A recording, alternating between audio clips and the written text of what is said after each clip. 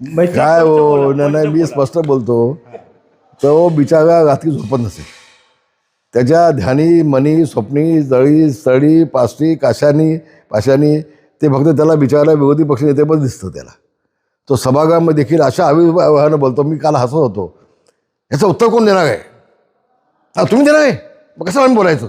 मी बोलत नाही म्हणजे अगे एक राज्यमंत्री जर उत्तर देत असला कॅबिनेट मंत्री आता आहेत पण ते जे अविर्भाव आणि जे बोलण्याची स्टाईल म्हणजे मी कोणती फार मोठा माणूस आहे.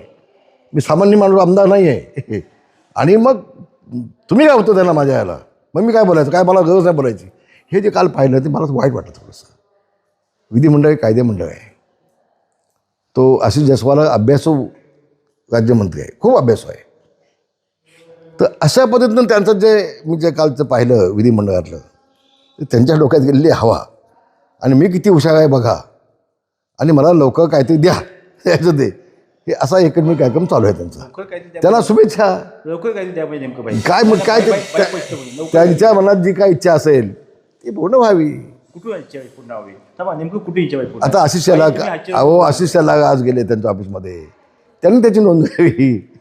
म्हणजे कुठेतरी त्यांच्या ऑफिसमध्ये गेले बिचारे त्याची त्यांनी नोंद घ्यावी. कुठेतरी भास्कर जाधव भाजपकडे जाण्याच्या मार्गावरती असं वाटतं. तर मी कशाला बोलायचं? मी बोलणं ठीक नाही. आपल्या हातामध्ये जोपर्यंत काय नाही कोणाला बदनाम करणं ठीक नाही आहे. मी काय भास्कर जाधव नाही मी रामदास कदम आहे. मी प्रत्येक शब्द जबाबदारीने बोलतो. पण एवढं निश्चितपणे भास्करजी मोठी स्वप्न बघतायत ते साकार होत नाही बिचाराची स्वप्न.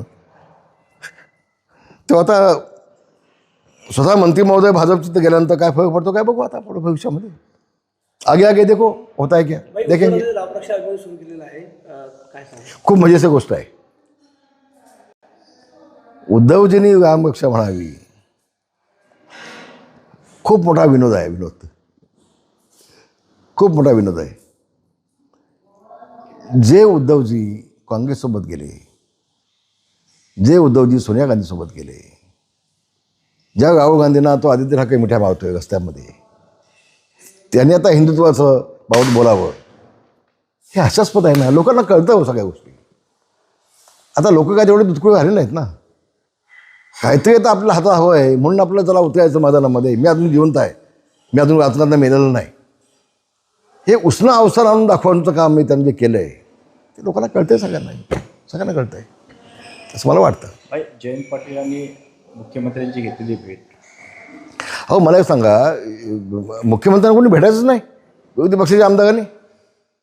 जयंत पाटलांचं मतदारसंघातलं काय काम असेल अन्य कुठलं काम असेल मुख्यमंत्र्यांना सगळे भेटू शकतात. पण ते भेटले म्हणजे त्यामध्ये काय ती काळा आहे असं तुम्ही पत्रकार मंडळ का बघताय मला सांगा.